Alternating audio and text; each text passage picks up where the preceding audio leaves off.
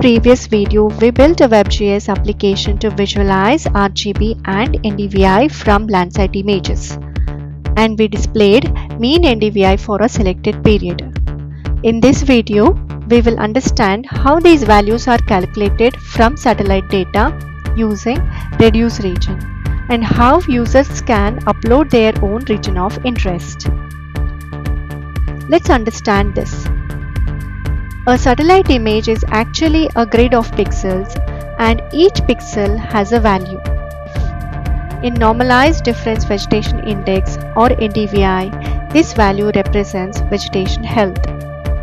We usually focus on a specific region like a farm or a district. Users can upload this as a region of interest. ReduceRegion takes all pixel values inside this region and converts them into a single value. For example, if these are the pixel values, the mean is calculated by adding them and dividing by the number of pixels. The final number represents the overall condition of the region. And all of this is done using a single function, that is ReduceRegion in Google Earth Engine.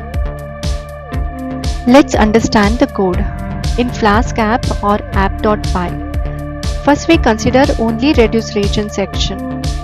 This function takes all the pixel values inside the region and converts them into a single statistic. The reducer defines what calculation we want to perform. It can be sum, mean, or any other statistics. Here we are considering to calculate the mean. The geometry defines where the calculation should happen. That could be our selected region of interest.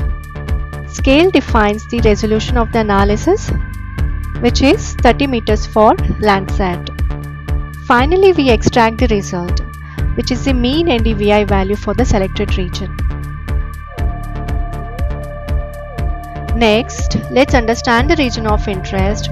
We create an API endpoint where users can upload a GeoJSON file.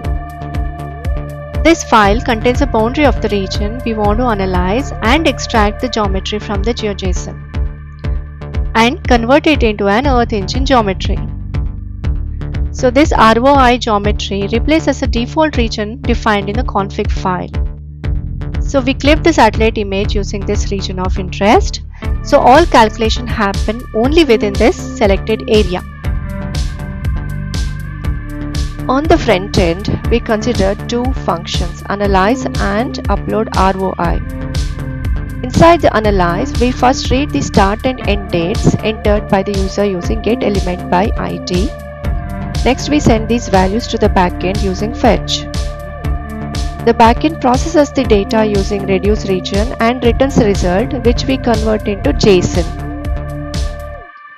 Then again, getElementById function is used to display the result by updating the stat section dynamically. In uploadROI function, we first get the file selected by the user. We prepare the file and send it to the backend using a post request. If there is any error, we display it, otherwise it will be uploaded. Then we read the file again on the front end and draw it on the map. If a previous ROI exists, we remove it before adding the new one. Finally, we zoom the map to the uploaded region of interest. Now let's run this code.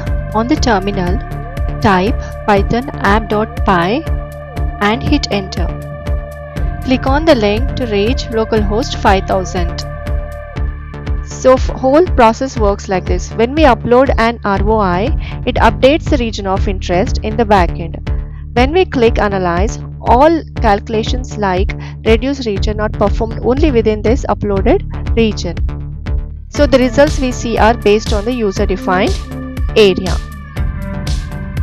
This is how we extract real-world insights from satellite data using Earth Engine in a WebGIS environment. In the next video, we will learn about temporal trends and exporting values in CSV format. Stay tuned. Happy mapping!